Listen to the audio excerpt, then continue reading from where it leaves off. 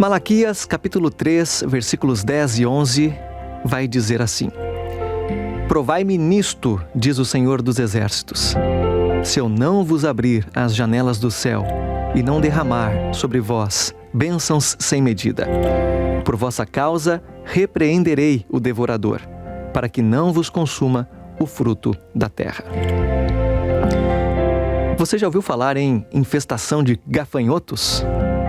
Gafanhotos tão grandes que representassem ameaça à vida? O pastor Donald Mansell, ele relembra que, certa vez, em 1940, lá em Dakota do Sul, ele trafegava por uma rodovia que havia ficado tão escorregadia justamente por conta do muco viscoso de restos esmagados desses insetos que estavam ali devorando uma região. Então, enquanto ele dirigia o carro, a rua ficou extremamente perigosa. Nós também passamos por situações parecidas na década de 30, década de 40 e mais recentemente no ano de 2020, aqui no Rio Grande do Sul. Mas a história que nós vamos contar nesta reflexão se refere à primavera de 1877, quando fazendeiros do estado de Minnesota, nos Estados Unidos, concluíram que, a menos que Deus interviesse, uma praga de gafanhotos destruiria suas plantações de trigo, lançando muitas famílias na ruína. John Pillsbury, governador do estado à época, proclamou um jejum a ser observado no dia 26 de abril e apelou para que todos os homens, todas as mulheres e crianças orassem por socorro divino. Na manhã seguinte, como se fosse para zombar de suas súplicas, o sol se ergueu num céu sem nuvens. A temperatura subiu e os temíveis insetos começaram a nascer, saindo da casca em números alarmantes.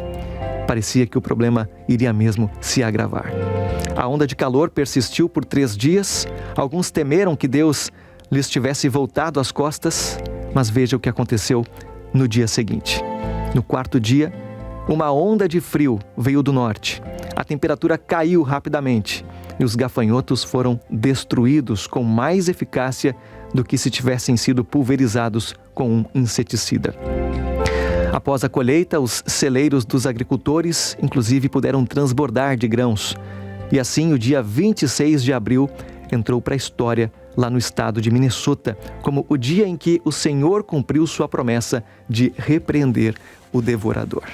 Inclusive, se você digitar no Google Grasshoppers and Prayer, ou seja, gafanhotos e oração, 26 de abril de 1877, Minnesota, você vai encontrar aqui mais relatos sobre este fato. Deus cumpriu a sua promessa de repreender o devorador. Mas Deus nem sempre cumpre suas promessas de modo tão tangível como neste incidente. Se Ele sempre atendesse os nossos pedidos da maneira como a gente quer, a nossa dedicação, nossa entrega a Ele seria baseada em interesse, em egoísmo, enquanto Ele deseja que brote do nosso coração gratidão e apreço pelo seu caráter amorável. Assim, Ele permite muitas vezes que o sol e a chuva, bem como os gafanhotos, caiam sobre justos e injustos e com maior frequência. Assim, as suas promessas, elas acabam se cumprindo, não na forma tangível como a gente pede, mas pode ser em forma de bênçãos espirituais. Quando você orar e parecer que Deus não responde exatamente do modo como você acha que deveria, verifique se Ele não atendeu às suas orações mediante inesperadas bênçãos espirituais. Bênçãos espirituais que podem ser o milagre da transformação do nosso ser ou até mesmo o milagre da solidariedade e do amor ao próximo. É o que estamos vivendo, né? Que Deus nos abençoe e que possamos fazer parte deste milagre do amor de Deus. Para mim, Esael Fernando, foi um prazer, uma alegria, um privilégio ter acompanhado você ao longo de toda esta semana. A gente se reencontra lá na segunda-feira, a partir das 8, se Deus assim permitir. Grande abraço, fique na paz e até lá.